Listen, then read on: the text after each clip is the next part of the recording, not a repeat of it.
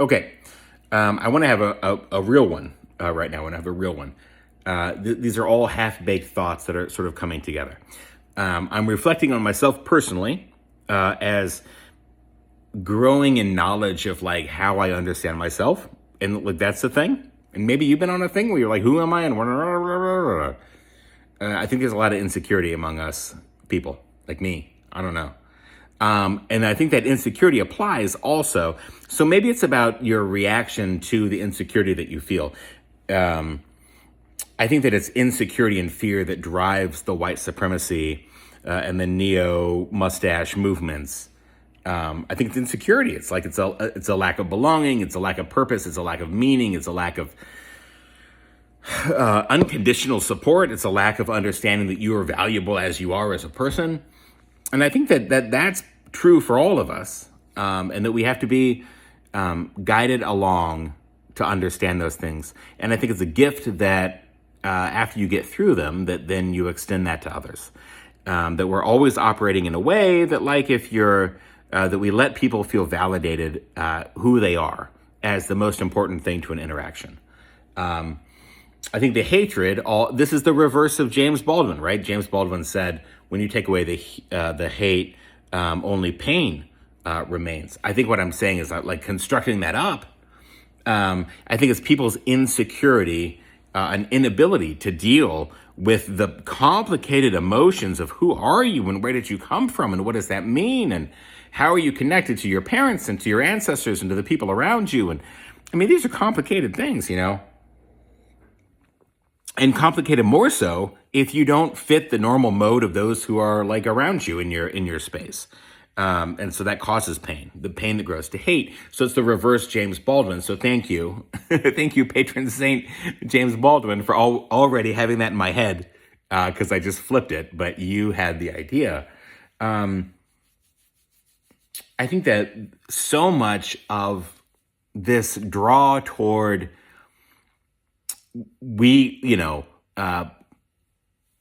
fascistic, dear leader, tell us what to do kind of behavior is insecurity, not trusting ourselves to know that we could be trusted to make the right decision were it up to us.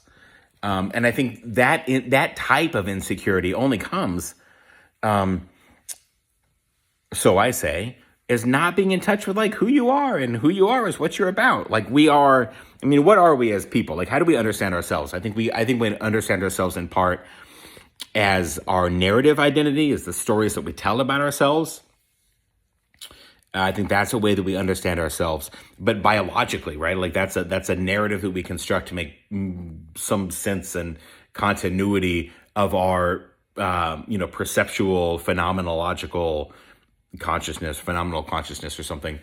And certainly we don't have the time tonight, nor do I have the expertise to talk about the biological, how are we the same while shedding cells and regenerating cells at every moment? How are we the same person at 40 that we were at 4 months? That also is a mystery for philosophy to solve. But I think the fear that arises from a transgender individual is because you don't understand the security of your own you-ness in order to allow a you-ness that is not you to exist. So it's your inability to get to a fundamental acceptance of self that causes you to push away everyone else. And the easiest of those to push away are the ones who seem most dissimilar. And so there's racism and other bigotries, but this idea that there's a transgenderism, that there's a transgender ideology, that there's something that you have to objectify and dehumanize and other and push away. I think so much of that just comes from insecurity in who you are. I think that's it. Okay, let's just pause here. I want to stand up. My butt hurts. I'm actually sitting on the rowing machine. I wish I were using the rowing machine. It would have been better for me if I were using it. But I'm just sitting on it. And I have to get up. My butt hurts. Okay, so we're getting up. How is that? Did I do okay? I'm 42. My God, how does a 42-year-old man get up? But listen, the garage looks wonderful. I will tell you that. My wife and I, we spent this past weekend cleaning out the garage. It was a time really well spent. It truly was. It truly was. We're not, everything is not quite where you want it to be. I can't find a good place to settle, but so it goes. And I want to connect this idea about like those who fear and are, who project their own insecurities onto the transgender community because they failed to like understand who they are. And who they are in context of like, I have to turn this around because I feel like this looks so goofy. Like this hat looks good if you're like, how do you see me? Like we're eye level, like, hey, what's up, bro? But like here is, so I'm going to have to do it for now, the way that I'm holding the phone, I think. Does this look all right? It's okay. It's a Vans hat. I mean, I like this hat, you know. I can't think, I'm trying to do the flat brim. I don't know, man. I'm fucking 42 years old. Like, you know what I mean? Like, should you be wearing a flat brim fucking hat? I mean, who knows, dude? It's Vans. This is 1966, and shit, I'm younger than that. Okay. So there is a projection of insecurity in the self that I think is projected outwards. But I think there's also that, like, back to the narrative identity thing, your narrative cannot be in opposition to others. Like, your narrative has to be a constructive sort of you gotta, like, I understand myself in the things that I'm about. Like, I do not understand myself in the things that I'm opposed to. I am opposed to the things that I'm opposed to only because I understand myself through the lens of what I am for. And I think that's a fundamental, it's not fundamental. I think that is a divide between people, that sometimes we understand ourselves through the lens of what we are for, and sometimes we understand ourselves through the lens of what we are against. And I guess as much as we can understand ourselves through the lens of what we are for, I tend to think that's a better way to do it. Okay, so I'm trying to understand myself. I'm trying to know who I am. And I think that like this attack on people who are other, and those who seem the most other, I'm sorry, I got like Cecil B. DeMille close up there, I'm sorry. The people that seem most other from us at the moment are transgender people. And so they're receiving the most illegality. But anybody who is not a native born whatever to this country, I don't even know how to frame this anymore. I'm a leftist, so I'm worried about the word the word police, how you describe immigrants, right? What you say.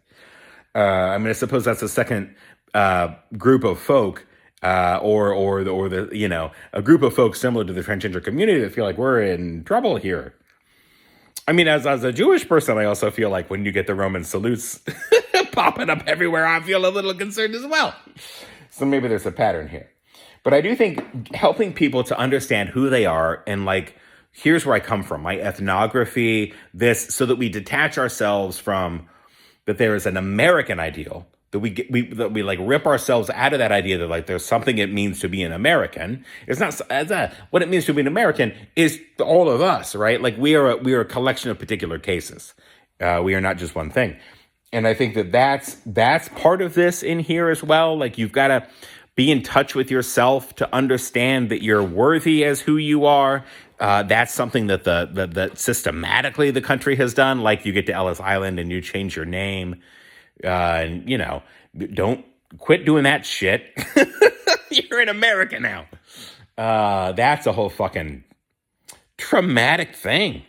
For all of our ancestors at some point, I mean, some further back than others, but like all of our freaking ancestors, with the way that we arrange this, the way that I don't even know if you saw that. But that's usually what I'm leaning against. And we rearrange things. And like, I want to be talking to you in my comfortable position because that's where I feel like I'm going to really have a dialogue with you. Okay. But then it turns personal here because the things this is a really awkward place for this. There's a ramp thing down here. I tell you, my wife is wonderful, but she has things and I don't know what they are. Oh, seems like a collection of things. I'm sure they serve a very good purpose. She's a very smart woman. She's an occupational therapist. She's been, grad school for this. She treats patients. She's been doing it for 17, 18, 19 years or something. She's a very good healer of people, but she has things like blocks and ramps, and I suppose they serve a therapeutic purpose. I know not what that therapeutic purpose is. But I think the understanding for me that has been unfolding, I'm 42 years old. And the thing that I've been working on since I was probably 16 or 17 is what the fuck, man? Who am I? Dude, are you caught up in the shit? Like I'm caught up in that. I'm caught up in it. I think it's because I have a family through my mom's side and I have a family through my dad's side. And I didn't know the family through my mom's side. And I think it really has been a thing that I didn't know that family for a long time. It's been a thing. And then you meet the family and it's like, we're like the same. We got so much in common. It's a thing, for sure. It's by understanding, by finding who I am in this self and body and narrative, that I'm also wanting to have these like revelatory moments about, I think insecurity is rooted in you've not been supported in the right ways to find out who you are. And some of that is probably willful. Like, we don't ask a lot of people to do ethnographies to be like, where did you freaking come from? But also ancestral stuff, like, who are you? And it really is a very like Disney's Moana thing that you have to know where you've been to know where you're going. I think there's some truth to this. Don't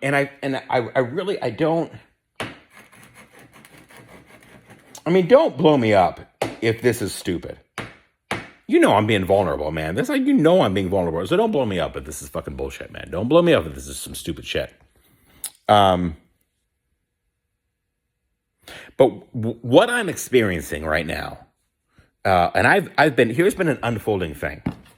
It's been an unfolding fucking thing. Is I was writing Torah commentaries for a bit, and I wasn't sure why. It was like a thing that I felt compelled to do. It was like I was just like writing. I was like taking the Parsha and I was writing commentaries. I was reading commentary. I was reading the Parsha and I was doing it every week, and it was wonderful. And I enjoyed it, and it was teaching me something. And then October 7th happened, and I will tell you, it took everything out of me. After October 7th, I had no idea how to respond. I had no idea. I had been in maybe 8 or 9 months of Torah commentary at that point. And finding myself through the Torah, I'm not religious at all. Let me tell you, I'm not religious. And God, I don't think God exists, but if God exists, God doesn't think God exists. God knows that I don't think God exists. If God exists, God is, he's the guy that I'll be like, hey, God, turns out you're up there. I'll be like, I couldn't tell you for some reason. It's not that big of a deal. It's not that deep to me whether God exists or God doesn't exist. I'm not religious at all in that way. But it felt good to connect with Torah on a weekly basis and was telling me who I was. And October 7th happened. And it was like, fuck, that's about me, but it's not about me. Because see, my identity and who I am and how I come to this is much later in my life.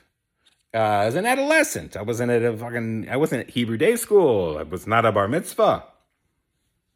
I'm on the fringes of this shit. And I think what I've come to understand post October 7th is that it's not what you do or what somebody else says about you or says some of this is in me, and you can't take that away. There is an essential meanness of who I am and my identity that is not for anybody's debate. That is not up to anybody to say what it is or what it isn't, because I know what it is. And it took me a long time to get out of 42, and I knew this at 16 or 17. It's taken me a bit, and I know it. And I think this is connected to the way that my affinity and my empathy and my support and my love and my solidarity with my transgender siblings, that you fucking know who you are. You know who you are. You don't need someone to tell you, to classify it, to give you some license of what it is, that you know who you are.